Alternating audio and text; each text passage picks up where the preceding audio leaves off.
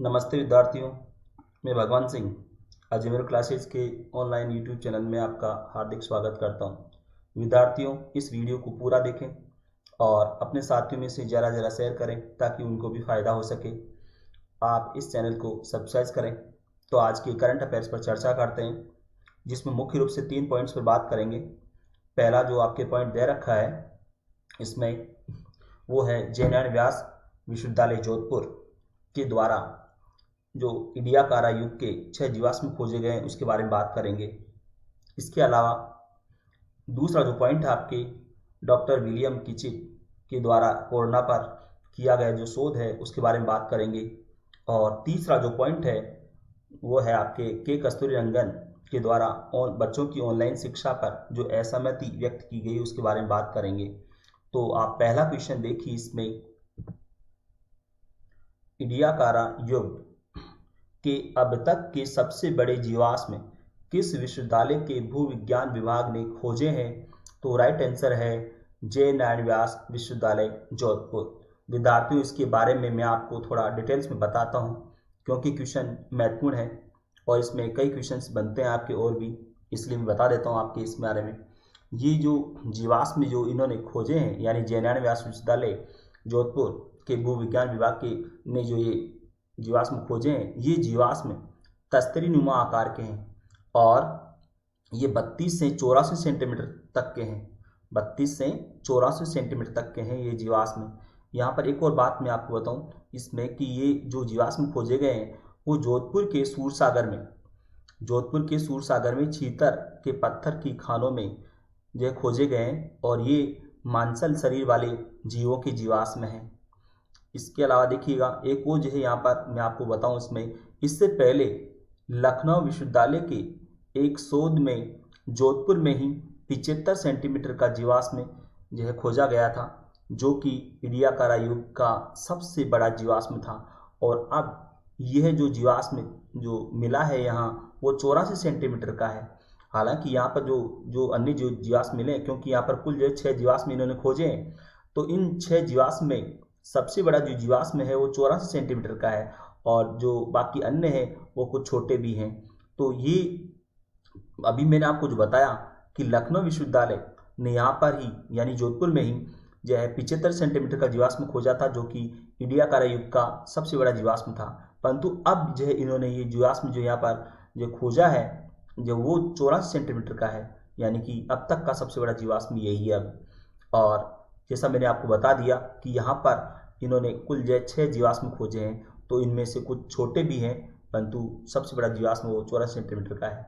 एक और बात आपको मैं बताऊं इसमें कि भारत के अतिरिक्त विश्व के अन्य भागों में इस युग के 50 सेंटीमीटर से अधिक बड़े जीवाश्म नहीं मिले हैं, यानी कि 50 सेंटीमीटर से बड़े जीवाश्म की अगर बात करें तो वो भारत में ही मिले हैं। और जैसा भी आपको मैंने बता दिया, तो यहाँ पर ये भी ध्यान रखना है आपको इसमें कि 50 सेंटीमीटर से अधिक बड़ी जीवाश्म विश्व में और कहीं नहीं मिले सिवाय भारत के।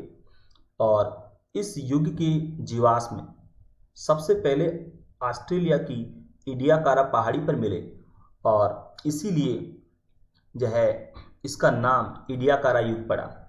इडियाकारा पहाड़ी, ऑस्ट्रेलिया की इडियाकारा पहाड़ी पर इस तरह के जीवाश्म मिले थे और इसीलिए इस युग का नाम इडियाकारा युग पड़ा। और आपके क्वेश्चन में जो है लिखा हुआ भी है कि इडियाकारा युग जो है कितने समय को जो माना जाता है, यानी कि आज से जो है 63 करोड़ वर्ष से लेकर 54 करोड़ वर्ष के बीच का जो समय है उसको जो है कहा जाता है इडियाकारा युग। तो ये भी आपको क्वेश्चन ध्यान रखना है कि जो है इसको नाम ये क्यों दिया गया इडियाकारा युग। इसके अलावा देखिएगा ये जो जीवाश्म है ये जीवाश्म छिछले पानी में रहने वाली जेलीफिश और सी एनीमोन जैसे बहुकोशिकीय जो है समुद्री जीव के हैं। और एक और बात यहाँ पर जो आपको जाननी है कि एक कोशिकीय के बाद बहुकोशिकीय जीवों की शुरुआत इसी युग से हुई है, यानी कि इडियाकारा युग से ही मानी जाती है। एक कोशिकीय के बाद बहुकोशिकीय जीवों की शुरुआत इडियाकारा युग से ही मानी जाती है।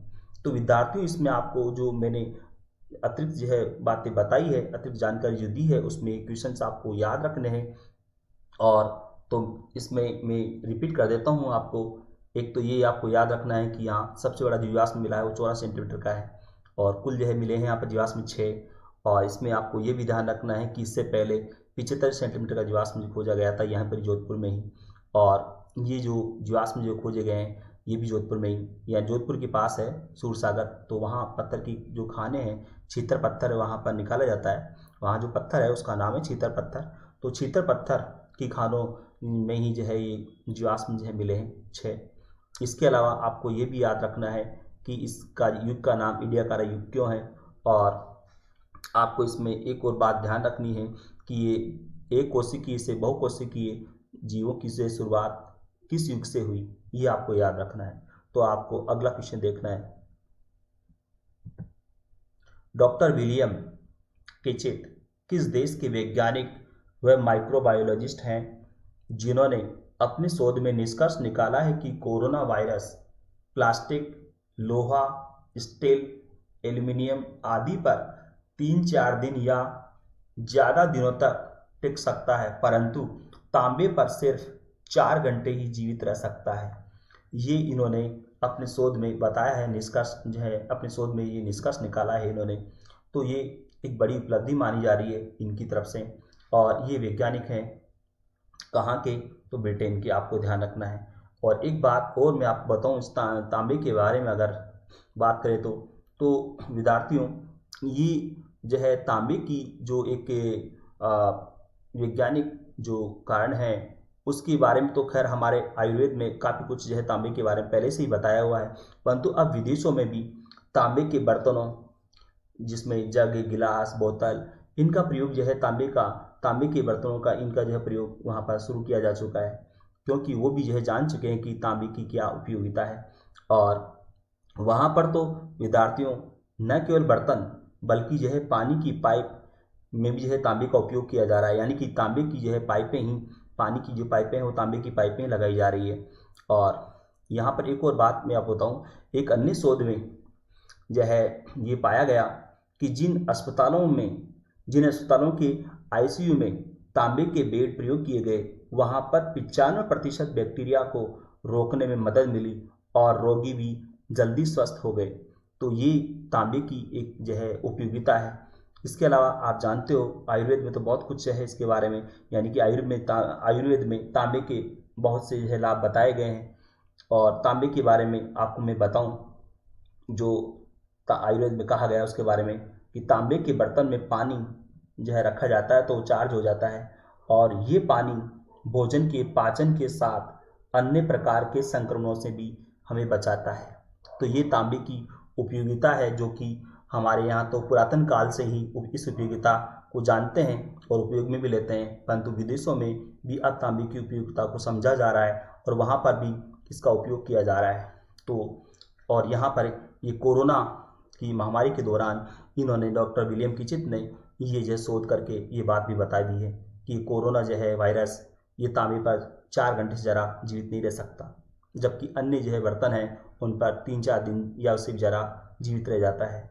तो आपको ये क्वेश्चन ध्यान रखना है। अगला क्वेश्चन देखिए आप। अनिल बैजल किस केंद्र शासित प्रदेश के उपराज्यपाल हैं? तो राइट आंसर है दिल्ली।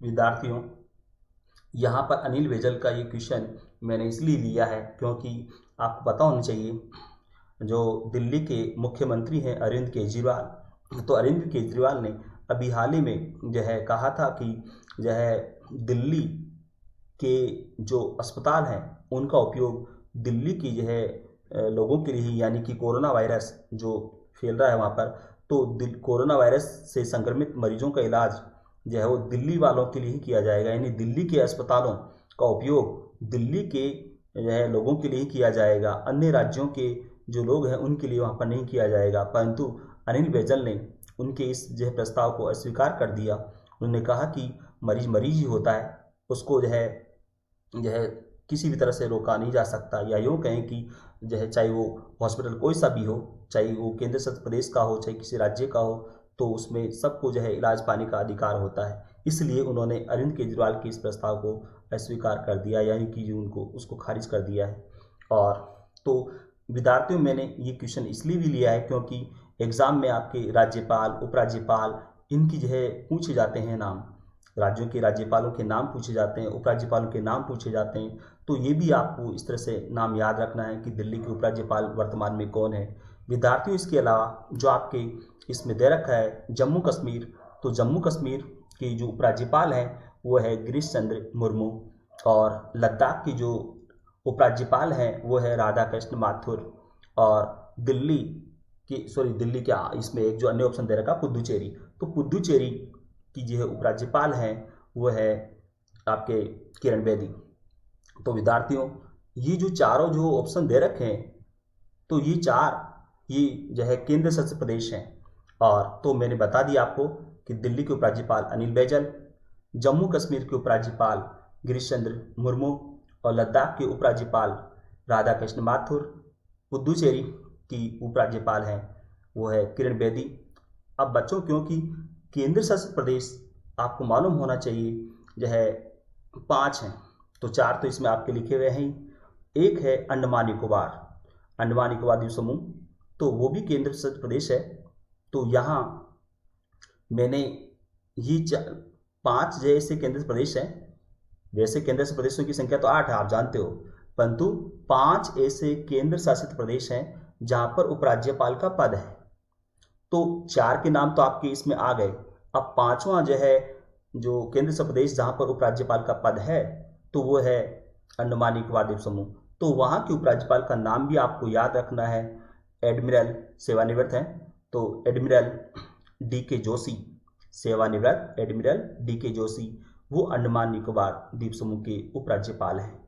तो विद्यार्थियों, आपको ध्यान रखना है कि केंद्र शासित जो प्रदेश है वो 8 हैं, और 8 में से 5 जगह पर उपराज्यपाल का पद है। तो आपने ये 4 जो ऑप्शन ले रखे हैं इनके नाम भी जान लिया, अंडमान निकोबार द्वीप समूह का भी जान लिया। तो आप अगला क्वेश्चन देखिए।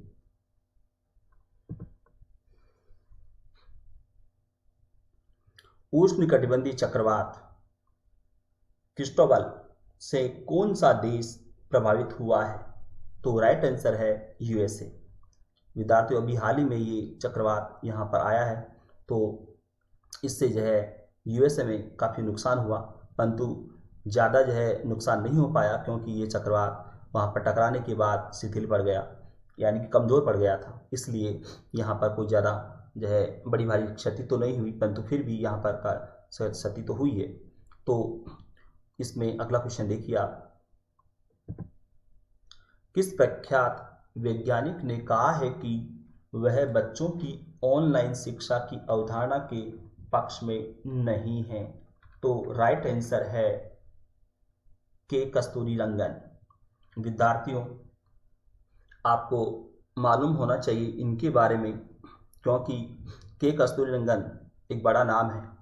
के कस्तूरीरंगन जो है भारतीय अंतरिक्ष अनुसंधान संगठन यानी कि इसरो के अध्यक्ष रहे हैं 1994 से 2003 के बीच। 1994 से 2003 के बीच ये इसरो के अध्यक्ष रहे हैं। और इनके बारे में एक और मैं आपको बताऊं कि राष्ट्रीय शिक्षा नीति 2019 का मसौदा तैयार करने वाली समिति के अध्यक्ष भी हैं के कस्तूरीरंगन।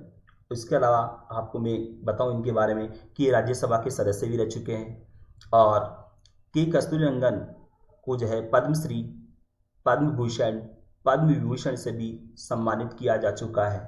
तो इन्होंने बताया है कि यानी कि के कस्तूरीरंगन ने बताया है, या यूँ कहें कि इन्होंने कहा है कि प्रत्यक्ष शारीरिक उपस्थिति और परस्पर मानसिक जुड़ाव महत्वपूर्ण होता है शिक्षा के लिए, और इसी से बच्चों में चंचलता और रचनात्मकता आती है।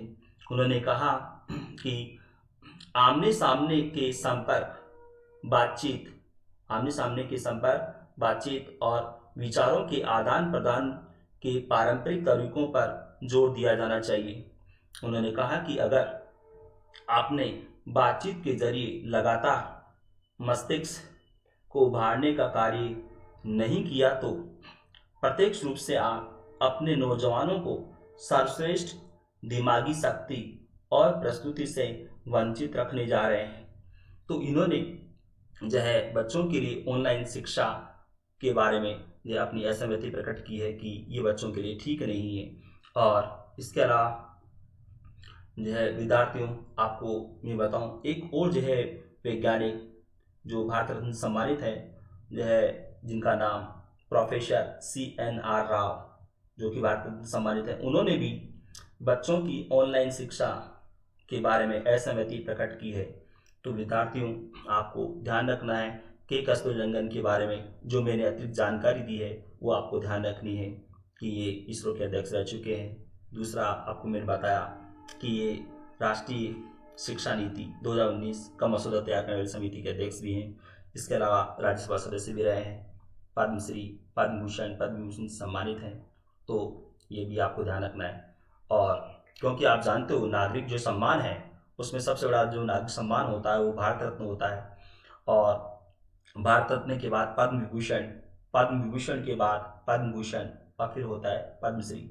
तो इनको पद्मश्री, पद्म भूषण, पद्म विभूषण, ये तीनों सम्मान इनको जो है प्राप्त है। तो विद्यार्थियों, इस अतिरिक्त जानकारी को आप ध्यान रखना। इसके बाद अगला क्वेश्चन आप देखिए, national association for business economics के द्वारा किए गए एक सर्वेक्षण के अनुसार कोरोना महामारी के कारण अमेरिका में सकल घरेलू उत्पाद 2020 में कितना प्रतिशत घट जाएगा? तो राइट आंसर है 5.9%। तो विद्यार्थियों क्वेश्चन ये महत्वपूर्ण भी है क्योंकि इसमें कहा गया है कि द्वितीय विश्व युद्ध के बाद अगर हम देखें तो अमेरिका में सबसे जो है ये कम रहने वाली है यहाँ की GDP। तो आप अगला क्वेश्चन देखिए, किस ऑस्ट्रेलियाई क्रिकेटर को ऑर्डर ऑफ ऑस्ट्रेलिया से सम्मानित किया गया है? तो राइट आंसर है माइकल क्लार्क। विद्यार्थियों, इस सम्मान से जिन अन्य खिलाड़ियों को सम्मानित किया जा चुका है तो उनमें Allan Border, Steve Waugh, Ricky Ponting, Mark Taylor, ये वो ऑस्ट्रेलियाई खिलाड़ी हैं जिनको इस जो है सम्मान से यानी ऑर्डर ऑफ ऑस्ट्रेलिया से सम्मानित किया जा चुका है। तो एक नया नाम ये भी जुड़ गया है, माइकल क्लार्क। तो अगला क्वेश्चन देखिए आप इसमें, फुटबॉल क्लब मोहन बागान कहाँ से सम्मानित है? तो राइट आंसर है कोलकाता। यहाँ पर आपको ध्यान रखना है क्योंकि जो अलग अलग जो क्लब हैं, स्टेडियम हैं, इनके नाम आपसे एग्जाम में पूछ लिए जाते हैं, इसलिए यहाँ पर इसको भी ध्यान रखना है कि मोहन बागान जो है वो कोलकाता में। और यहाँ पर खिलाड़ियों ने अपनी प्रैक्टिस जो है शुरू की है। तो अगला क्वेश्चन देखिए आप, सुनील छेत्री किस खेल से संबंधित है? तो राइट आंसर है फुटबॉल। विद्यार्थियों, आप जानते हो ये भारतीय फुटबॉल टीम के कप्तान हैं। एक और बात आप जानते हो इनके बारे में, वो ये कि भारत की तरफ से सबसे ज़्यादा गोल करने का रिकॉर्ड इन्हीं के नाम है। तो आप अगला क्वेश्चन देखिए, शेयर आधारित म्यूचुअल फंड योजनाओं ने कितना प्रतिशत प्रतिफल यानी कि रिटर्न दिया है? तो राइट आंसर है 25%। तो विद्यार्थियों, ये वीडियो आपको कैसा लगा? लाइक करें, इस चैनल को सब्सक्राइब करें। धन्यवाद।